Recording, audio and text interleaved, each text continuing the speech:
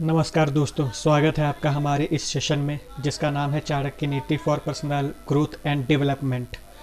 हमने इससे पहले 2 सेशन में बात की थी कि कैसे अपने आप को पहचानना है, यानी कि सेल्फ नॉलेज, एंड हमने दूसरे सेशन में बात की थी कि अपने कंफर्ट जोन से कैसे बाहर आना है, यानी कि getting out of your comfort zone. आज का हमारा जो टॉपिक है वो टॉपिक है फियर ऑफ फेलियर्स। जी हाँ दोस्तों, असफलता का डर। असफलता का डर हम सभी को लगता है और हमने सुना भी है कि डर के आगे जीत है, और ये बात सही भी है। तो आज के सेशन की शुरुआत करने से पहले मैं आपको एक कहानी सुनाना चाहता हूँ। कहानी एक लड़के की और उसके गुरु की। जी हाँ दोस्तों, आप सही समझ रहे हैं। लड़के का नाम है चंद्रगुप्त मौर्य और आचार्य का नाम है चाणक्य, जिन्हें विष्णुगुप्त और कौटिल्य के नाम से भी जाना जाता है। तो आचार्य चाणक्य एक बार मगध में गए और वो मगध प्रदेश के सम्राट राजा धनानंद से मिले और उन्होंने उनको बताया कि प्रजा आपसे खुश नहीं है, आपको ऐसी नीतियां अपनानी चाहिए जो प्रजा के हित में हो और प्रजा का भला कर सके। लेकिन धनानंद को ये बात समझ नहीं आई और आचार्य चाणक्य ने उन्हें समझाते हुए कहा कि राजा कालस्य कारणम, एक राजा चाहे तो वो एक नए काल की स्थापना कर सकता है और अखंड भारत की स्थापना कर सकता है और भारत को विश्व गुरु बनाकर छोड़ सकता है। लेकिन धनानंद को उस समय ये सब बातें समझ नहीं आई और इस वजह से उन्होंने आचार्य चाणक्य का अपमान किया और आचार्य चाणक्य ने उसी समय पर प्रतिज्ञा कर ली कि मैं इस पद से हटा करके एक नए राजा को बिठाऊंगा जो कि अखंड भारत के सपने को पूरा करे और भारत को विश्व गुरु बनाए। तो आचार्य चाणक्य उस नए सम्राट की खोज में निकल पड़े। तो एक बार वो एक गांव से गुजर रहे थे तो उन्होंने एक बालक को देखा जिसमें कि एक राइट एटीट्यूड था, लीडरशिप क्वालिटी थी, राजा बनने के लिए सभी गुण थे, यानी कि उसमें राजा बनने की सारी काबिलियत थी। लेकिन एक बात हमेशा याद रखना, काबिलियत से काबिल बनने की जो यात्रा है वो बिना गुरु के संभव नहीं है।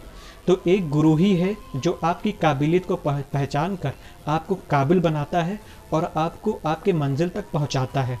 तो आचार्य चाणक्य उस बालक के पास गए और उस बालक से कहा कि तुम में राइट एटीट्यूड है, तुम में राजा बनने की वो सारी खूबियां हैं, मैं तुम्हें उसके लिए तैयार करूंगा, मैं तुम्हें ट्रेनिंग दूंगा, मैं तुम्हें शिक्षा दूंगा, और जाओ अपनी माता पिता से अपना आशीर्वाद ले लो। क्योंकि आचार्य चाणक्य जानते थे कि जिस बालक पर माता पिता का आशीर्वाद होता है वो जीवन में कभी भी असफल नहीं होता है, वो जीवन में हमेशा सफल ही होता है। तो चंद्रगुप्त मौर्य जब आचार्य चाणक्य की ये बात सुने और वो अपनी माँ के पास गए तो उन्होंने अपनी माता को सारी बात बताई। वो बोले कि एक आचार्य आए हैं और वो कहते हैं कि मेरे पास राज विद्या है, मैं तुम्हें राजा बनाऊंगा। तो उनकी माँ घबरा गई, वो अपनी परिस्थितियों से डर गई। उन्होंने सोचा कि हम तो एक छोटे से गांव के रहने वाले, मैं चाहती हूँ कि मेरा राजा बेटा राजा बने, लेकिन ये कैसे संभव हो सकता है। वो डर गई, उन्हें शंका हुई उस आचार्य पर। वो सोचने लगी कि वो पता नहीं मेरे बेटे को कहाँ लेकर जाएगा और उसका क्या करेगा और वो उसे कहाँ ले जाकर छोड़ देगा। फिर आचार्य चाणक्य ने उसकी माँ को भी समझाते हुए कई सारी बातें बताईं। फिर माँ को भी भरोसा हुआ और उन्होंने अपने पुत्र को आचार्य चाणक्य के साथ भेजने के लिए वो तैयार हो गई और आचार्य चाणक्य उस बालक को तक्षशिला लेकर गए और उसे अपनी देख रेख में उसे शिक्षा दिलवाई और उसे ट्रेंड किया और उसे मगध का भावी सम्राट बनाया और उस बालक ने भारत को अखंड भारत में परिवर्तित कर दिया और विश्व गुरु बनाकर छोड़ दिया। तो दोस्तों एक बात याद रखना कि अगर हमें काबिलियत कितनी भी हो, लेकिन काबिल बनने तक की जो यात्रा है वो बिना गुरु के संभव नहीं। तो आप अपने जीवन में हमेशा अपने गुरु का सम्मान कीजिए, क्योंकि वो ही एक ऐसी सत्ता है जो आपको आगे बढ़ाने में, आपको अपने मंजिल तक पहुंचाने में आपका सहयोग कर सकता है, एक मित्र की तरह और एक गुरु की तरह। तो एक बात हमेशा याद रखना कि परिस्थिति कैसी भी हो, अगर हमारी मन स्थिति मजबूत है तो हम उस परिस्थिति पर विजय प्राप्त कर लेंगे। और ये हमेशा याद रखना कि we are born to win, हम विजेता बनने के लिए पैदा हुए हैं।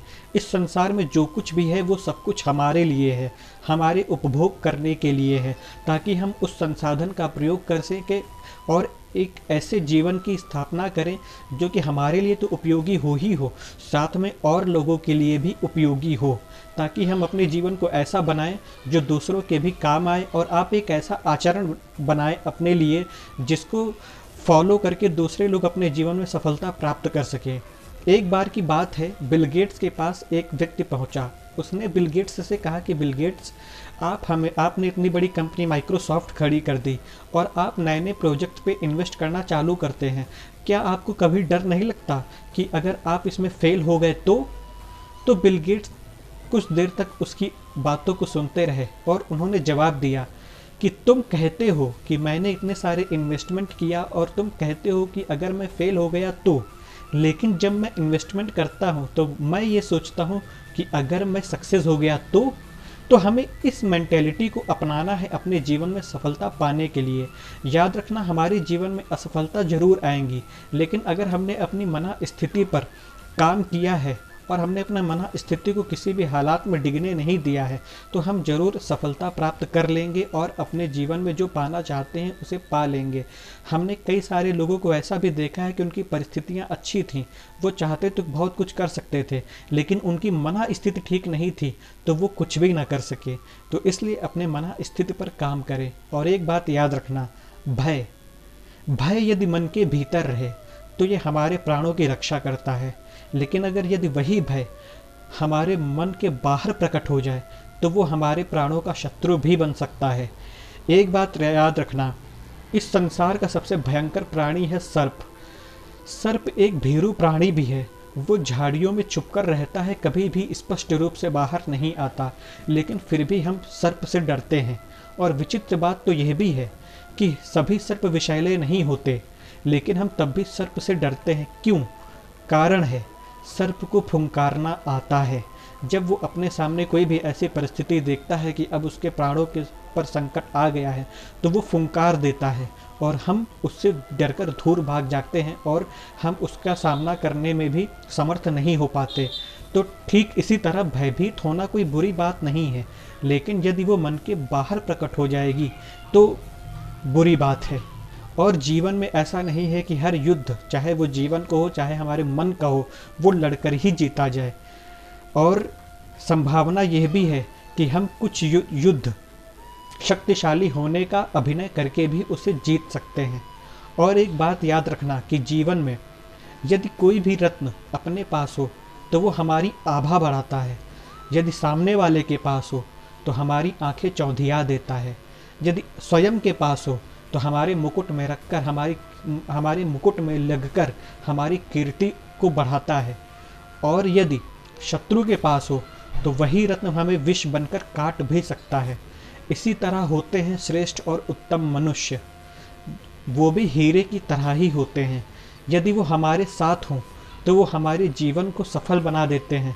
हमारे जीवन में कैसी भी परिस्थितियाँ क्यों ना आ जाएं, हम कितने भी विचलित क्यों ना हो, वो श्रेष्ठ और उत्तम मनुष्य हमें आगे बढ़ने के लिए प्रेरित करते हैं और हमारे गुणों को हमें पहचानवाते हैं ताकि हम अपने जीवन में वो कर सकें जो करने के लिए बने हैं। तो जब भी आप जीवन में श्रेष्ठ और उत्तम व्यक्तियों को पहचान लें कि ये व्यक्ति श्रेष्ठ और उत्तम है तो उसे तुरंत ही अपने पक्ष में कर लें, उसे अपने से दूर कभी भी मत जाने दें। यही है सफल जीवन का सार सूत्र और यही आचार्य चाणक्य हमें अपने चाणक्य नीति से सिखाते हैं। तो मैं आपसे यही कहना चाहता हूँ कि जब भी आपके जीवन में कोई अच्छा व्यक्ति आए तो उसे अपने पक्ष में कर लें और उसे खुद से दूर कभी भी ना जाने दें। धन्यवाद।